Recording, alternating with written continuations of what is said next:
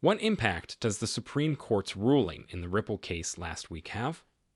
What are your thoughts on regulating digital assets? Does it necessitate federal legislation to specify the regulatory supervision of this industry? Consider our purpose of investor protection. The focus on capital formation and middle markets remains the same. According to Gary Gensler, the decision was reached just a few days ago. This decision excited us, and we knew how critical it was to protect institutional investors. Furthermore, we were dissatisfied with the court's actions on fair notice, despite their concerns about retail investors. We are actively investigating and assessing them. Viewpoint Gary Gensler has recently remarked on current developments in the Ripple SEC inquiry. You may also have noticed that he refers to it as the judge's view. In this video, I'd want to explain something. Whether or not this changes my opinion of Gary Gensler. I am appealing this case since I am unsure how that will happen and whether it would ruin XRP. Shortly, there will be clarity in the United States. I have some extremely interesting concepts. I'd want to discuss a quite unusual document that was recently submitted in the case, in which Judge Netburn requests that the parties meet and resolve the remaining concerns near the finish.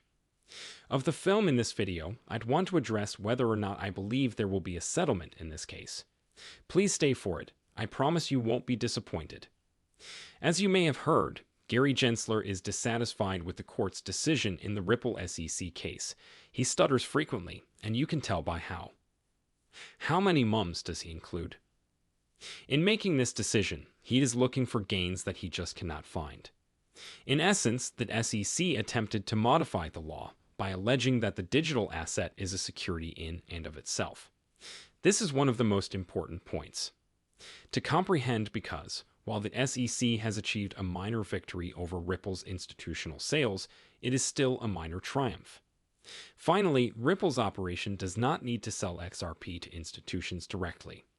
Consider an example of a liquidity hub in which Ripple sells XRP to exchanges in the liquidity hub, and those exchanges subsequently distribute the cryptocurrency, such as in the case of Essence. Ripple is not selling XRP to anyone directly, which completely avoids SEC's triumph, was based on relatively little in terms of institutional sales. Furthermore, even if Ripple ever needed to register XRP for institutional transactions, it would be merely a formality. It is not claiming that XRP is the security, which is impossible. Ripple is simply alerting the SEC that it recently sent the sum of XRP to Bank of America, as indicated in our forum. As a result, the SEC did not win this game. They recently obtained a very small subset of transactions that Ripple is now expected to record, but may be able to avoid in the vast majority of future transactions. The fact that Gary Gensler did not receive any control over the secondary market is now his major problem moving forward, and he expresses disappointment that the judge said nothing about secondary transactions in this footage, even though Judge Torres stated that XRP is not a security as a matter of law. However, the biggest issue for Gary Gensler is that I am unable to go to the Second Circuit at this time. Moment and say that the regulation is erroneous. The security is XRP, and there has been no opinion there since the inception of Howdy. Possession has never been considered a kind of security. If Gary Gensler wants to push this to the Second Circuit, he will have to follow other Ripple transactions rather than the asset itself. As a result, I feel this is a far bigger victory than most people understand since Judge Torres made it quite clear. It was obvious that the SEC had broken the law. Something she was not required to do, went out of her way to show the SEC that you are not using your writing style, and while you can question the way transactions are recorded, XRP will never serve as a security. The black swan occurrence was the most of us were worried that the conservatives would simply approve everything. The SEC stated, you know what it is, the SEC will enact new legislation for you. There was no security compromise.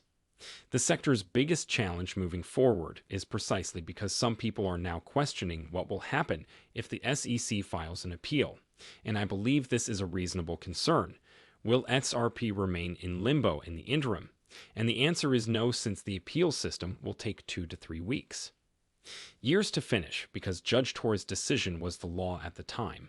If the SEC were to appeal the judge's decision, they would still be required to prove their case.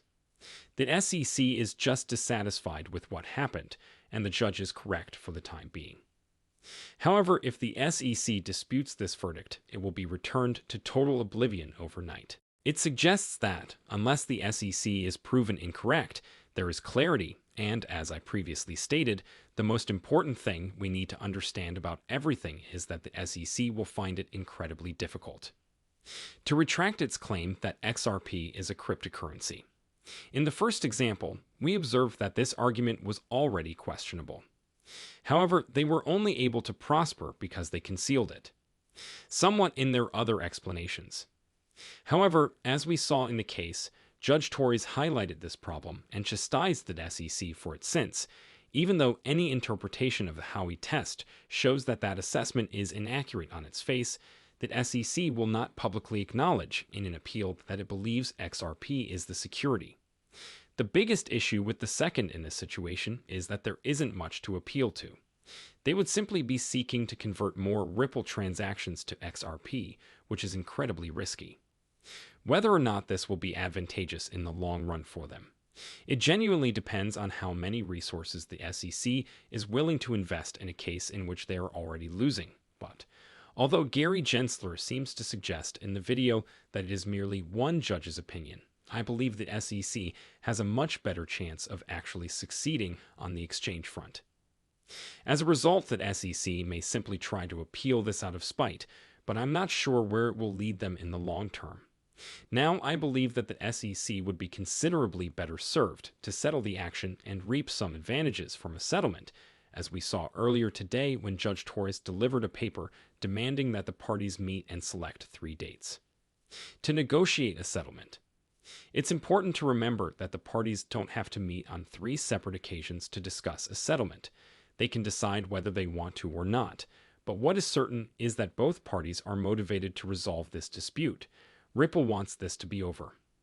That much is obvious. We now know that XRP is not a security. They're attempting to figure things out. How we can do business in the US. What do you want us to sign up for? What do we not need to register for, and how can we proceed legally? On the opposite side of this, the SEC recently suffered a devastating setback. Consider Gary Gensler's delivery. He seemed to be lacking confidence in that video. He used to come out and say that every one of these assets was security. Because of Judge Torres' harsh condemnation of the SEC, he can no longer make that argument. The SEC must win badly in this position. They gained a minor triumph, but they continue to strive for larger success.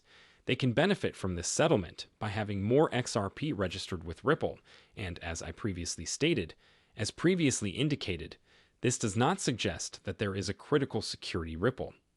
The SEC may become engaged in these deals, which is a difficult idea to grasp. In my opinion, Ripple may still register XRP for various sales. Represents the Secretary's best chance to. In this situation, almost the entire Bitcoin. When the SEC first claimed, "Oh, we are thrilled with the judge's decision in this case, considering how much they had lost," the world laughed in their faces. Nobody believed it, but if the SEC is successful in reaching a favorable settlement, they may be able to publicly announce, "Hey, we won on this front, and this front." To be honest, we never imagined that XRP would become a security. We were merely using it to our advantage. All we wanted was for Ripple to log these sales so that the SEC could claim victory, which would be enormous for them and save a lot of money. There are a lot of new faces in the Oregon station right now. I believe that most of what I mentioned is likely the right course of action for the SEC. They would look their best, they would leave with the impression that they had genuinely provided clarity to this industry, and they would have reached the correct legal conclusion as a result of the entire procedure. However, as we have seen, the SEC has rarely followed common sense in recent months, instead preferring to take actions that merely condemn the sector, and they enjoy attempting to punish average investors. So perhaps the position I just described is a touch too sensible in any event. I find the scenario we're in right now pretty intriguing. On the key point, Ripple one-upped the SEC by asking for information from Ripple before delivering any XRP to an institution. Even though XRP is not a security, which is not what the SEC is looking for, and there isn't much opportunity for the SEC to appeal the key issue for the security they are looking for, the SEC will have to make a difficult decision moving forward. Do they collaborate with Ripple to solve the problem? How should this verdict be portrayed as a victory? Perhaps more Ripple sales should be recorded, and admit that XRP is not a security. Or do they appeal and create an even bigger mess? It doesn't matter. Based on what I've seen, the SEC will still challenge this, even if they appeal to the Supreme Court. No judge will accept the absurd. The SEC claims that XRP is a security, so you just need to pause and consider what the SEC is truly appealing now. And I just want to note that if Judge Torres hadn't truly decided that XRP wasn't a security and expressly stated that, in her opinion, the SEC may have had a realistic shot to smuggle that into the appeal, but because she was so emphatic and explicit that it will be impossible for another judge to assert that this was also highlighted by John D. Jeremy Hoban, which is why Judge Torres was such a lucky find for us in terms of XRP. Since its inception, XRP has been characterized as secure. Ripple has stated that the problem will be rectified and that it will register any documents requested by the SEC as long as they expressly clarify that XRP is not a security. The most important thing to understand is that XRP will never be security, regardless of what happens in the future, whether there are appeals or a settlement. Therefore, XRP holders will always be successful in the long run, even if we have to endure some more BS. Or perhaps the SEC will finally wake up. We should all be overjoyed if we can figure out how to make this area grow. Torres judged us because she removed the black swan from the equation. Even though she was not compelled to do so, she went out of her way to guarantee that the SEC could not forward this ludicrous argument. In all honesty, the SEC never even asked her to make a judgment on anything. She handled everything on her own. Because she realized there should never be a situation where XRP is used as security, the SEC, and the Ripple effect, we may disagree on which sales Ripple should file, but that is a discussion for another day. For the time being, they can assemble and discuss it, or they can leave a second circuit, but because the SEC wants to have control over a sector, we won't be reinventing the law. I hope you had a good time. Please remember to like and subscribe if you liked this update. It truly means a lot.